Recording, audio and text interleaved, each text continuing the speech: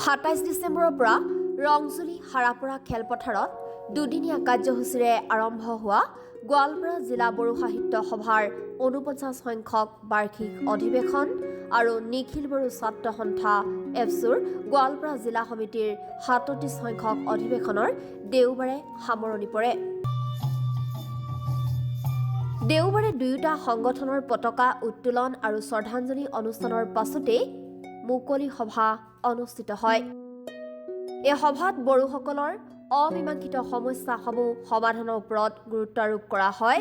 লগতে বিশেষকৈ বিদ্যালয়সমূহৰ প্ৰাথমিক শ্ৰেণীৰ পৰা উচ্চ মাধ্যমিক শ্ৰেণীলৈ খালী হৈ থকা বড়ো মাধ্যমৰ শিক্ষকৰ পদসমূহত শিক্ষক নিযুক্তি, বড়ো মাধ্যমৰ বাবে পৃথক টেট পৰীক্ষাৰ ব্যৱস্থা কৰা আৰু দক্ষিণ কামৰূপ আৰু গোৱালপাৰা জিলাৰ 312খন গাঁও বড়ো কছাৰী কল্যাণ স্বায়ত্তশাসিত পৰিষদত অন্তৰ্ভুক্তিকৰণৰ বাবে অসম চৰকাৰক দাবী জনায়।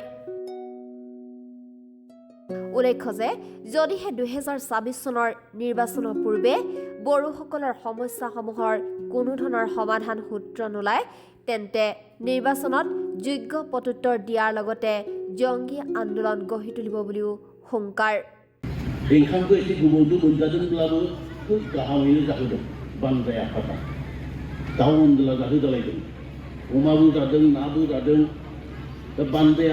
হয়, পোনপ্ৰথমে আপোনালোকৰ যোগেদি অসমবাসী ৰাইজলৈ ইংৰাজী নতুন বৰ্ষৰ ইয়াৰ পৰা উল্লেখ জনাইছোঁ। আগন্তুক মাঘ বিহুৰ শুভেচ্ছা জ্ঞাপন কৰিছোঁ। গোৱালপাৰা জিলাৰ নিখিল বড়ো ছাত্ৰ সন্থাৰ 37তম অধিৱেশন আৰু গোৱালপাৰা জিলা বড়ো সাহিত্য সভাৰ 49তম যি অধিৱেশন যোৱাকালিৰ পৰা চলি আছে, আজি সমাপ্ত হ'ব। আজি মুকলি সভা হৈ আছে আৰু এই যি গোৱালপাৰা জিলা 37তম যি অধিৱেশন, ইয়াৰ দ্বাৰাই আমি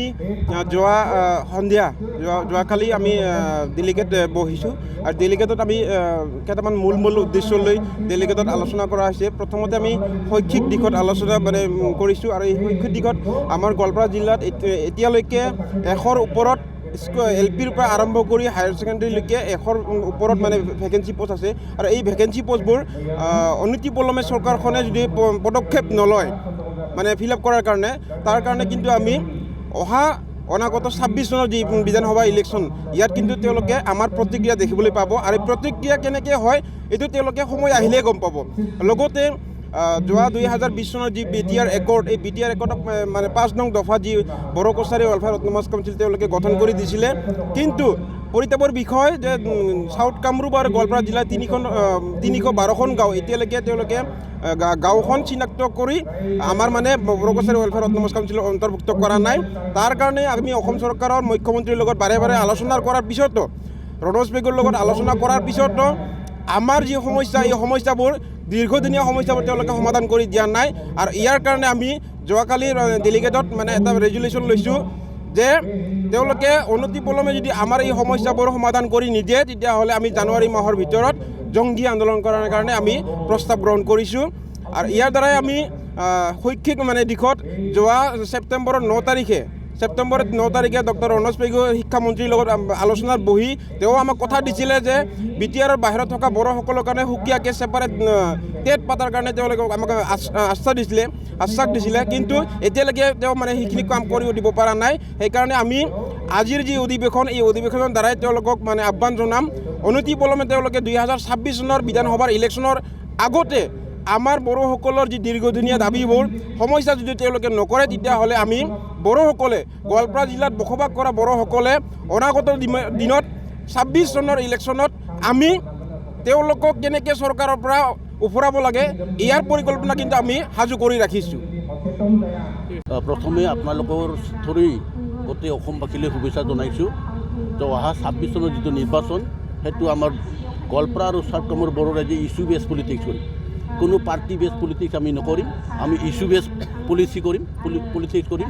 যিয়ে আমাৰ সমস্যাৰ প্ৰতি আগ্ৰহ কৰে বা যিয়ে আমাৰ সমস্যা সমাধান কৰি দিয়ে, আমি তেওঁকে সহায় কৰিম।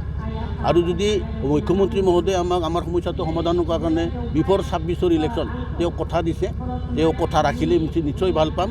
তেওঁ কিন্তু কথা কৈ পেলাই যদি নাৰাখে, তেতিয়াহ'লে আমি 26 নিৰ্বাচনত আমি ইছ্যু বেছ পলিটিক্স কৰিম, আমি কোনো পাৰ্টি বেছ পলিটিক্স নকৰিম।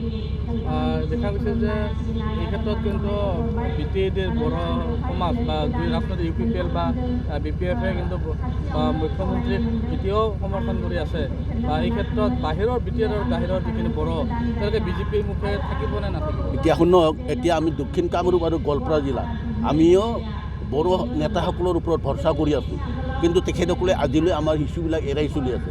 গতিকে তেখেতসকলে এৰাই চলিছে, আমি তেখেতৰ লগত সাপটি থাকিম এইটো কথা নহয়। আমিও নিজাববীয়া শক্তিৰে যুঁজিম, আমাৰ নিজাববীয়া শক্তি আছে। আমি যোৱা মাৰ্চ মাহত BCCৰ আণ্ডাৰত যিমান 19টা বড়ো সংগঠন আছে 4,000 প্ৰতিনিধিলৈ আমি এটা মুখ্যমন্ত্ৰী আহ্বান কৰা হিচাপে আমি এটা বিকল্প আনিছোঁ। আমি ৰাভা আচং বিৰোধ নকৰোঁ, ৰাভা আচং আমি বেয়া নাপাওঁ, ৰাভা আকৌ আমাৰ ভাই আমি ৰাভাসকলৰ লগত সমানে সহবাস কৰিব বিচাৰোঁ। কিন্তু নিজৰ অধিকাৰটো লৈ অধিকাৰ অবিহনে আমি বিসৰ্জন দি তেওঁলোকৰ লগত চলিম এইটো নোৱাৰে। আমি কিছু সংশোধনী বিচাৰিছোঁ, ৰাভা আচঙৰ কিছু সংশোধনী যে কামৰূপত 5টা, গোৱালপাৰাত 5টা সমষ্টিয়ে সংশোধনী বিচাৰিছোঁ, এইটোহে। আউট অফ 36 10টা চিট সংশোধনী কৰাত কি অসুবিধা থাকিব পাৰে? আমিতো ৰাভা ভাইসকলক সন্মান দিয়ে গৈছোঁ যে আপোনালোকক আমি দিগদাৰ নকৰোঁ, আমি 5টা সমষ্টিয়ে ৰিডিলিমিটেশ্যন কৰিম।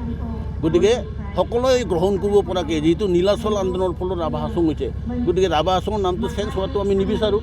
কিন্তু নীলাচলটো যদি সংযোজন কৰে গোটেই ৰাইজে আঁকোৱালি ল'ব, অপিল গাৰো ভাইসকলেও তাক আঁকোৱালি ল'ব।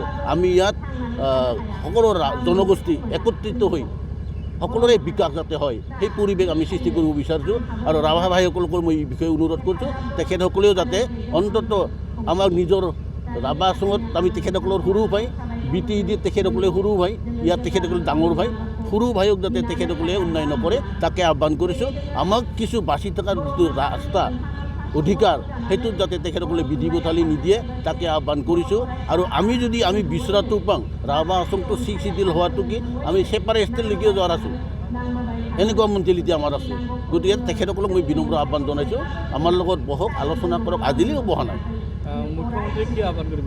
মুখ্যমন্ত্ৰী মহোদয়ে তেওঁ কথা ৰাখক, সেইটোৱে আহ্বান কৰিছোঁ। কথা দিছে, কথা ৰাখক। এনে চলহৈ মাৰে কথা কৈ থাকিলে আমিও বহি নাথাকিম। বিপ্লৱ ৱেলকাম।